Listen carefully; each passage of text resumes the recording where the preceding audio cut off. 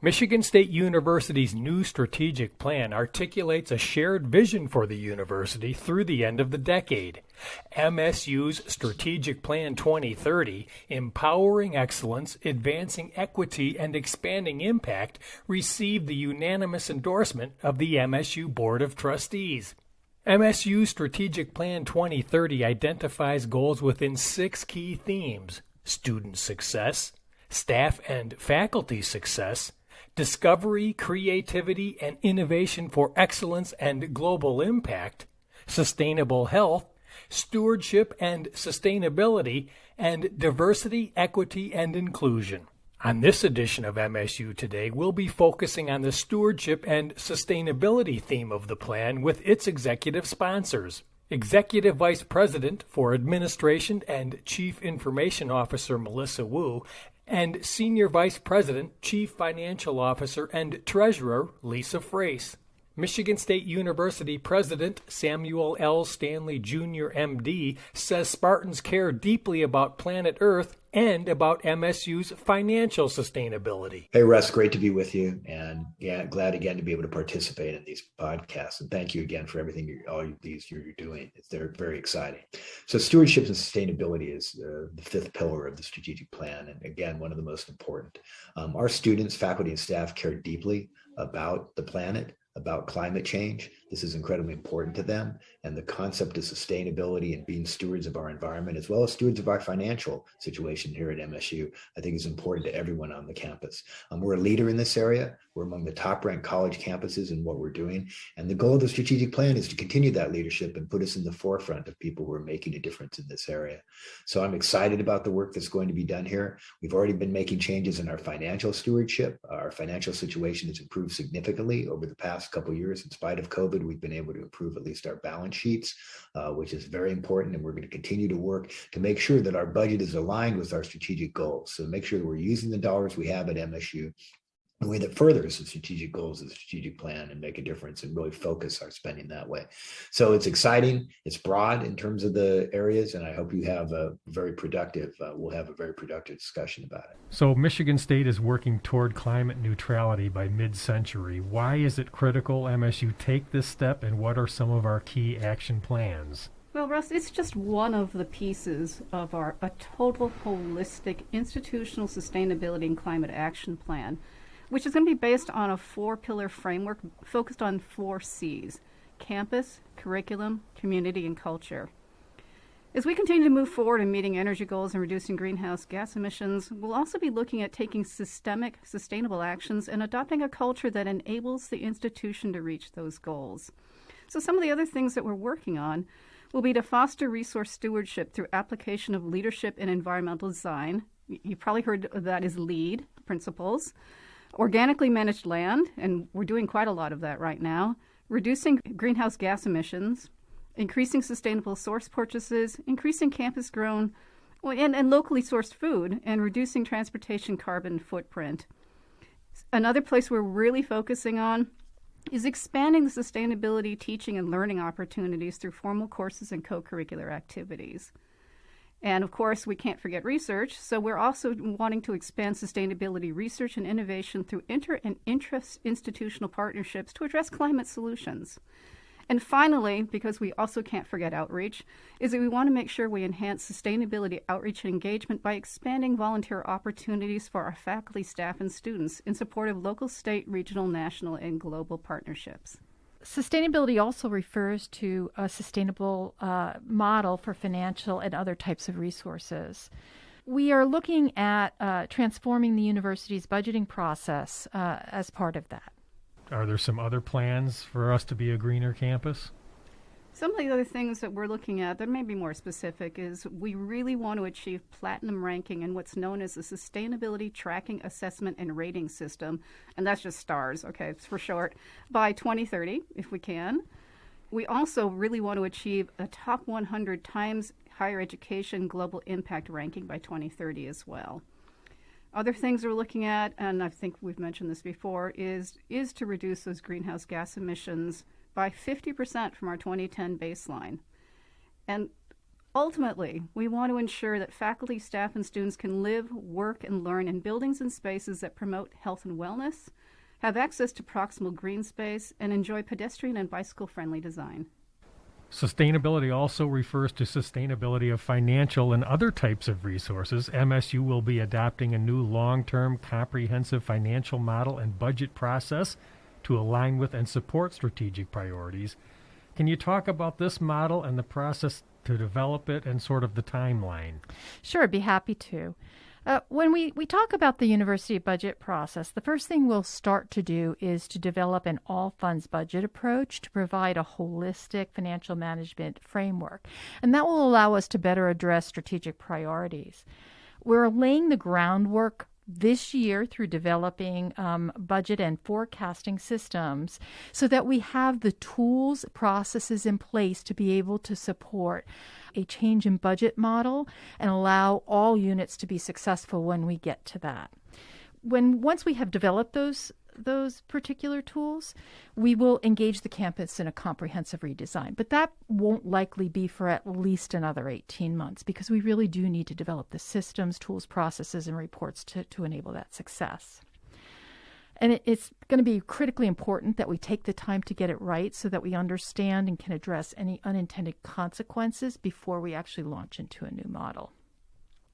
The other thing that I would say is, and I'm very excited to talk about this, is that we have proposed and yesterday actually sold century bonds. And those century bonds are bonds that are repayable in 100 years.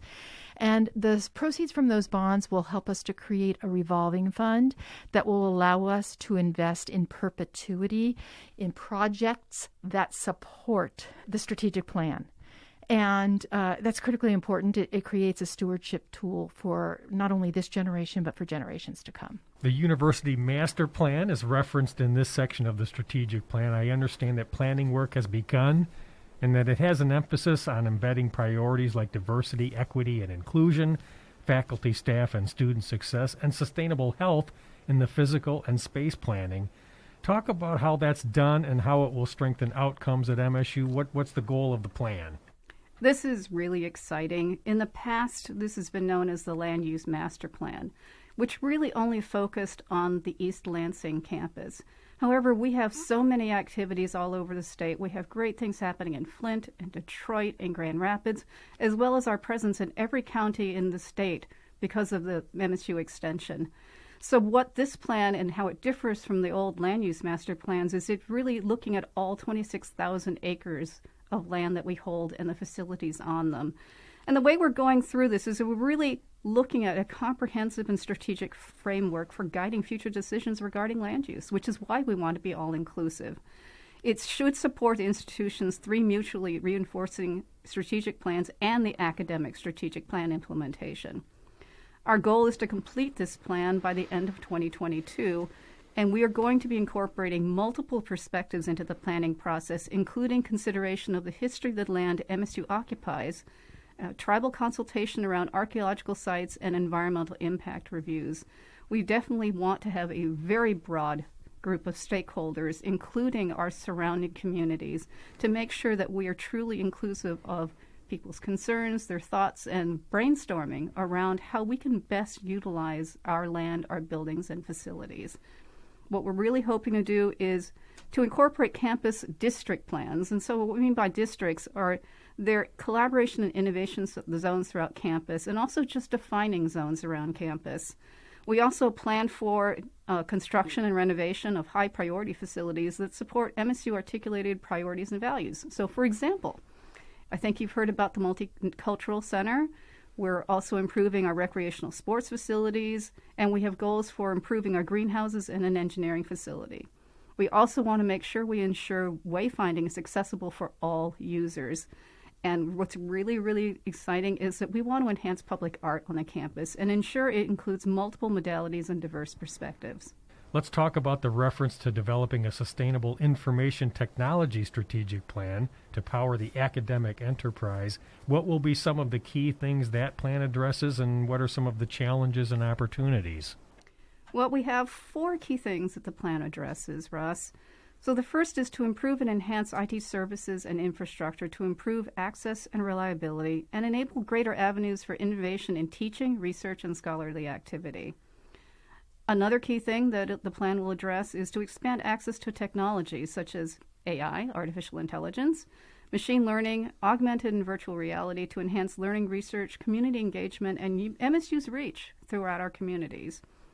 Another key thing is to provide operational excellence by leveraging technology to provide informed decision-making, reduce operating costs, that's important, and optimize the capabilities of our teams.